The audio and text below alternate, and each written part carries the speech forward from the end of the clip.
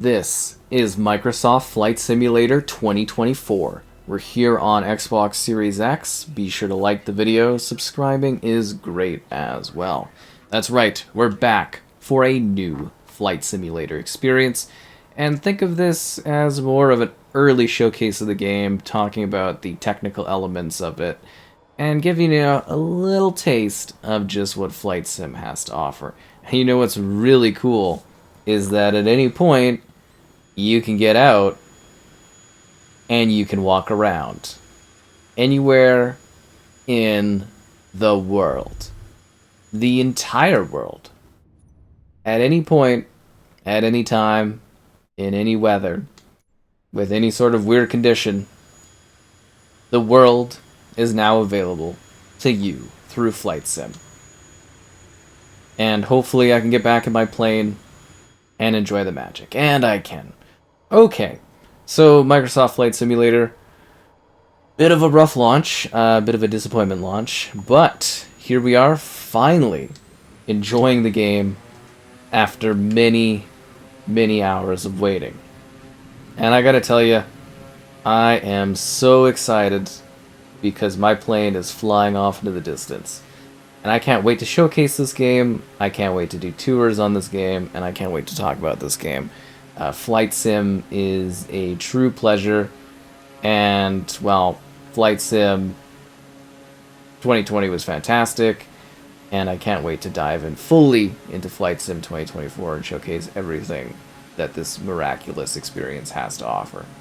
So you're probably wondering a little bit of what we're getting here on the Series X. It is a 4K resolution, and it does target 30 FPS. Now, you may be wondering, hey, wait a sec, the fluidity is higher, and that's because this is inheriting the same technical elements that we got with Flight Sim 2020, and that's if you have a VRR, 120 Hz display, you can actually go up to 120 FPS. Now, I'm not saying you're getting 120 FPS. The performance is wild and all over the place, but it is uncapped and allows you to enjoy the beauty and the power of a higher frame rate. So, yeah, it seems to go well above 60, maybe something like 100 FPS at times. Maybe in the ideal situation, you go all the way up. But, yeah, it is all over the place. And the visuals are all over the place, too, because everything in this game is based on the cloud. So every single part of this experience is cloud-driven. The planes, the character models, everything. You actually get to make your pilot, which was super cool. Oh, and there's HDR support, of course.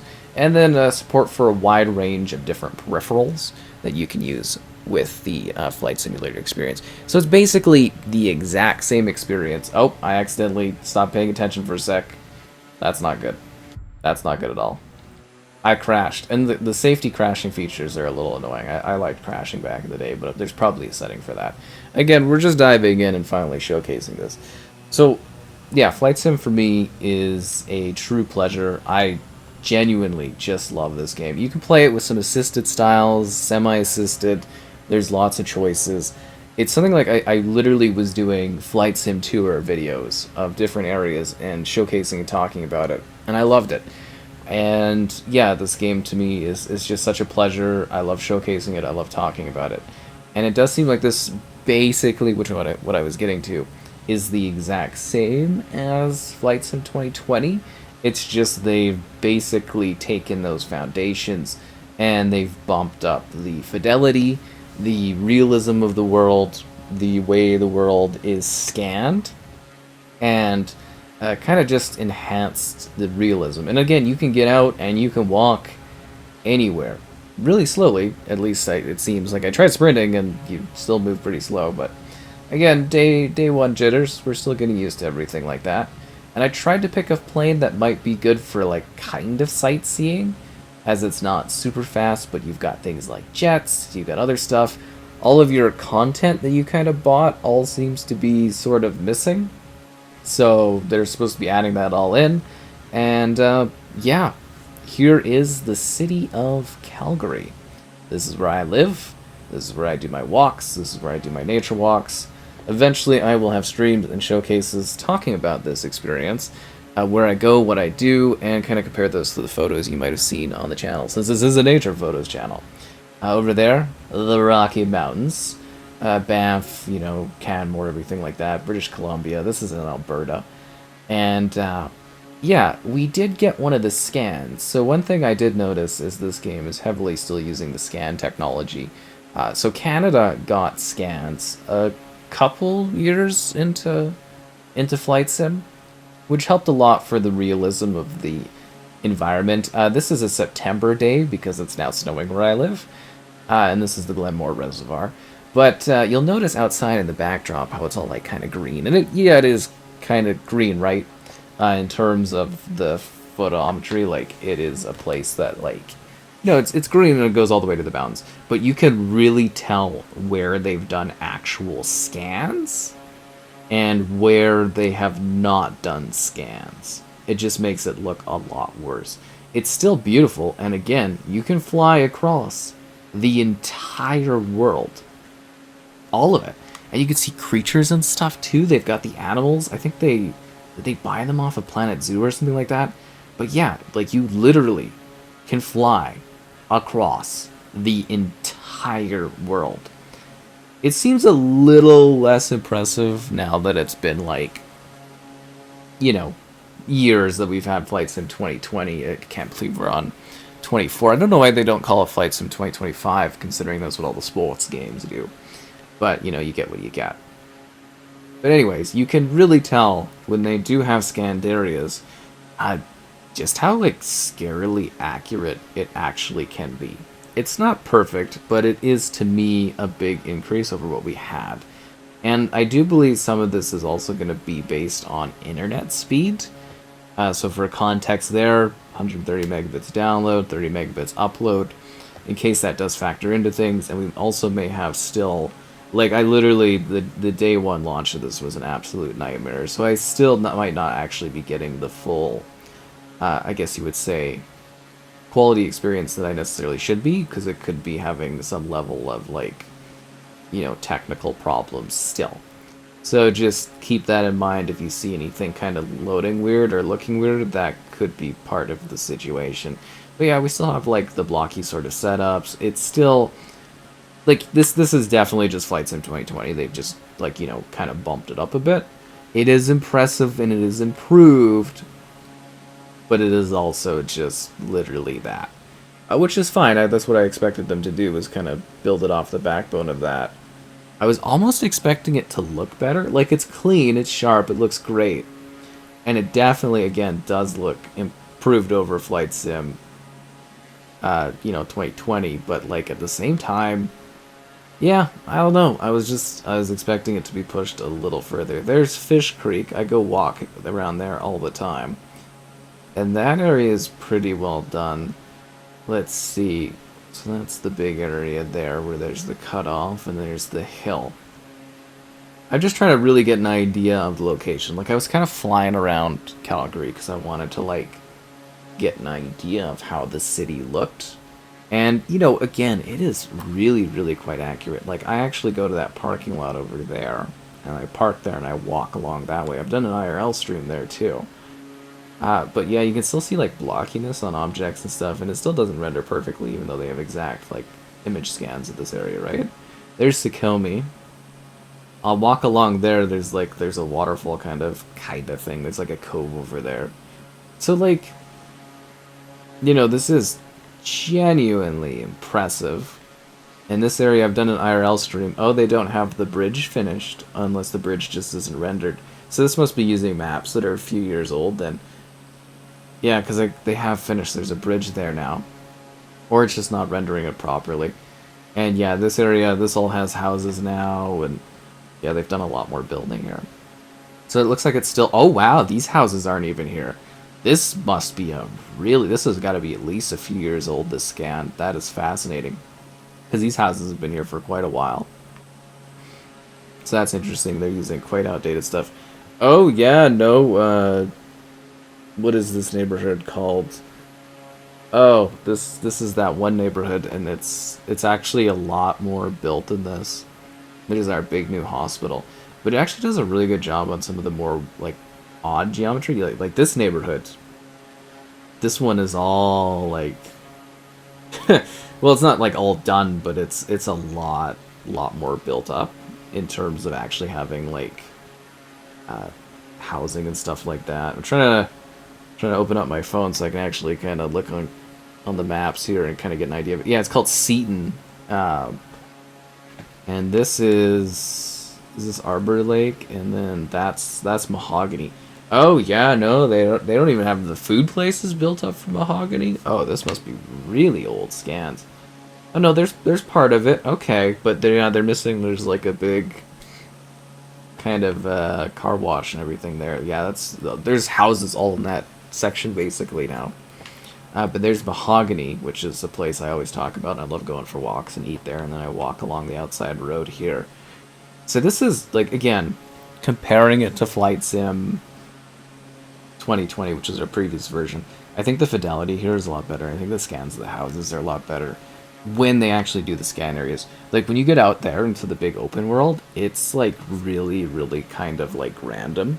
So there's the area of like Chestermere that I go to for walks often. Like it's weird that they would scan Calgary, and then they basically like we have like Chestermere is you know like it's practically gonna get annexed by the city, but they didn't scan that. So it looks really weird. And then Airdrie's north, and they didn't scan that. And it looks really weird too, which is a bit odd. But like this stuff's all good. This is when I did my first IRL stream. I think that right there is the most boring walk ever. Is walking along that area. For the big little pool water, there's no water there most of the time. It's all gone. And then this is, I think this is like Shepherd area. Yeah, like this is all good. Like I gotta think of it from a perspective of how like older everything is here. So it's very, very interesting to kind of take a look at this. You know, from the perspective of someone actually lives here and kind of goes around places. It is neat. But yeah, Chestermere is over there, and it's part of the green area. And it's a little bit over. It's like a big lake thing. We'll get to it, and I'll talk about it. But it is interesting, just like how they scan things and what they scan exactly. It fascinates me. What's that? Morris Homes? Must be like an advert for that kind of group or something, and that's what it's using. Because this just uses, I think it's just the Bing Maps they use for this one. And there's Stony Trail, so that's a major, like that's our ring road around the city. It's very, very cool that exists.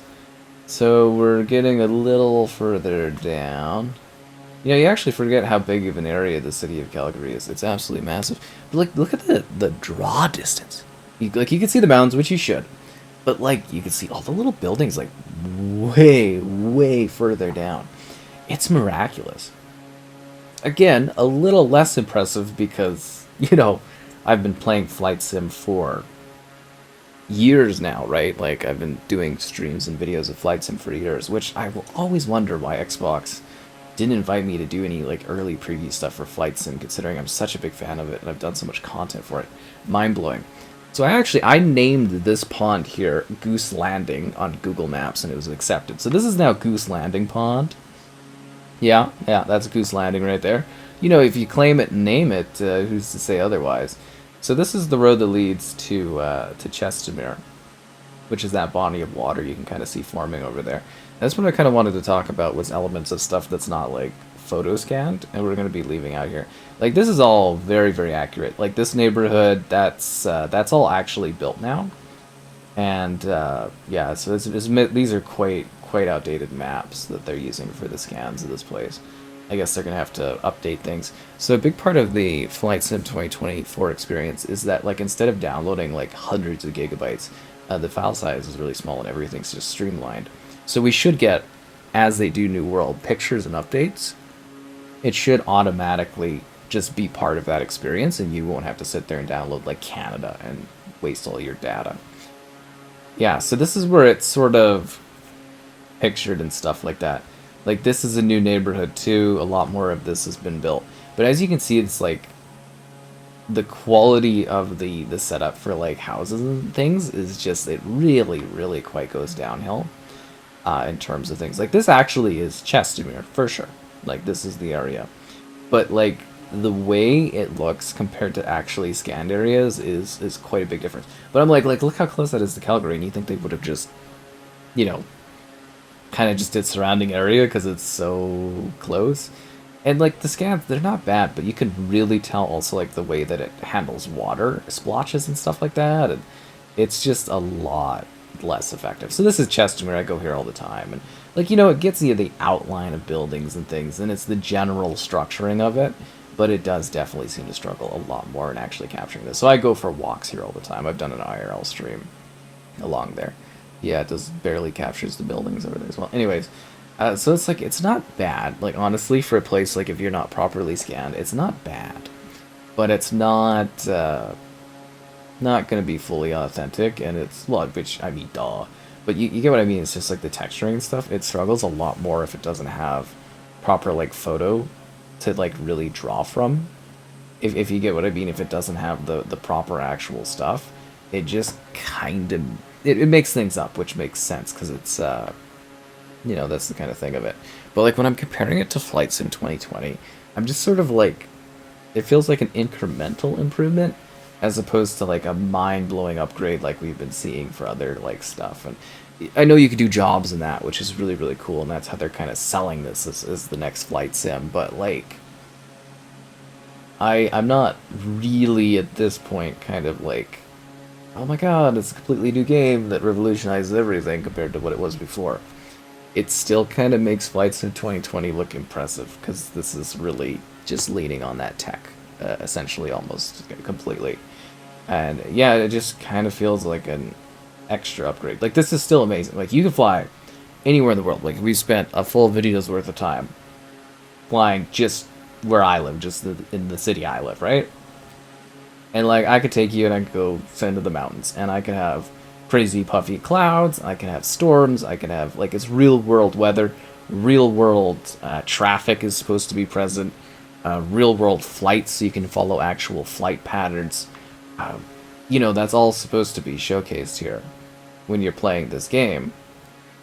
And I think that's really, really quite interesting that this is all capable. Like, I don't want to sound down about this. Like, you literally get to fly across the entire world. All of it. Anywhere you want to go in the entire world, you can fly to. And I chose where I live because it's cool, because, you know, you get to fly and see places you know and stuff and talk about things. And it's kind of amazing that that exists as it does. Peter Lougheed? I don't know if it factors in at all, but I was born there.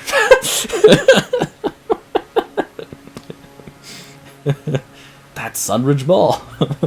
Yeah, that's the hospital right there. Yep. I guess that's marked because it's a helicopter spot, because you get like helicopters and stuff. Yep, that's where I originate. And there's the international airport and stuff like that. But I think you will, like, I do believe that Flight Sim is one of the most must-try experiences in gaming, because there really genuinely is nothing out there like this. It simulates, like, it's a simulator game that actually captures the world, and there is nothing out there that comes close to this.